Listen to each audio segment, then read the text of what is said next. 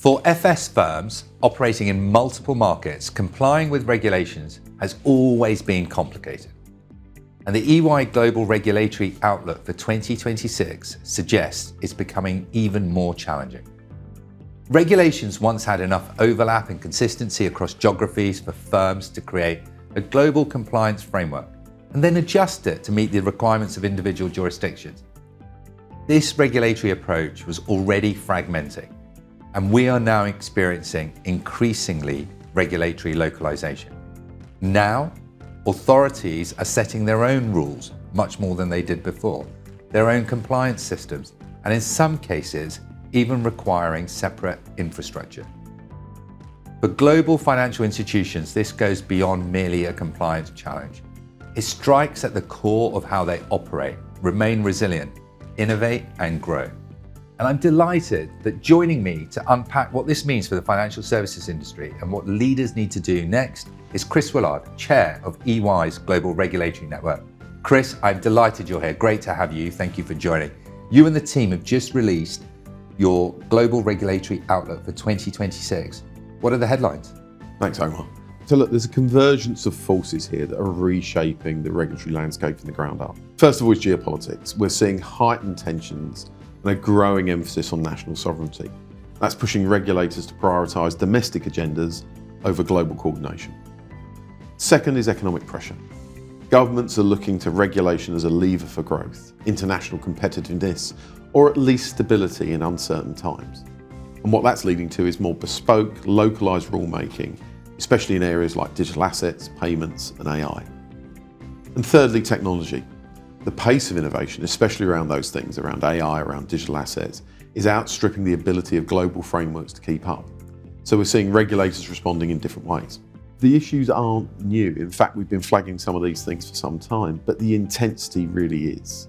Regulation has evolved from a compliance issue to a key driver of how firms build trust, manage risk, and stay competitive themselves. Yes, and it's spot on, because from what I'm seeing with our clients, regulatory localization is forcing them to rethink everything from how they structure operations, even things like booking models, treasury, liquidity, and even now what we're seeing is how and where they scale innovation.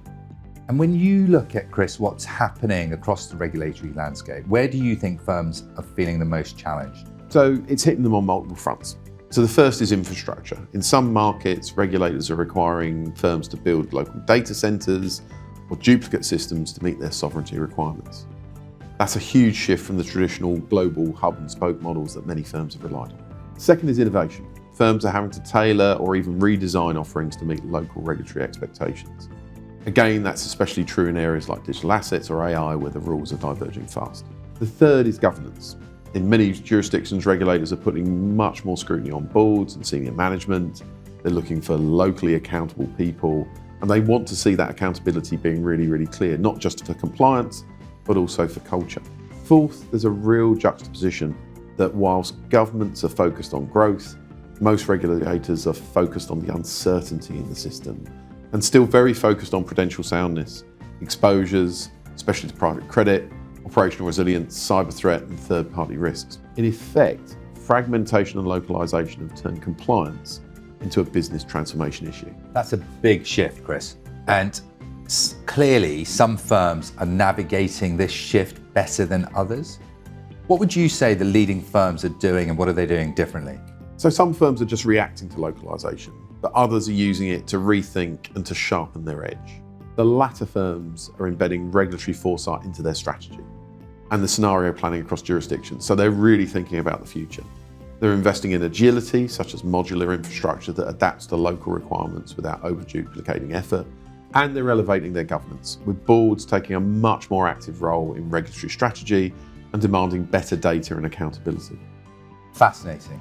And maybe just before we finish, for firms wanting to move more in this direction, what should they be doing?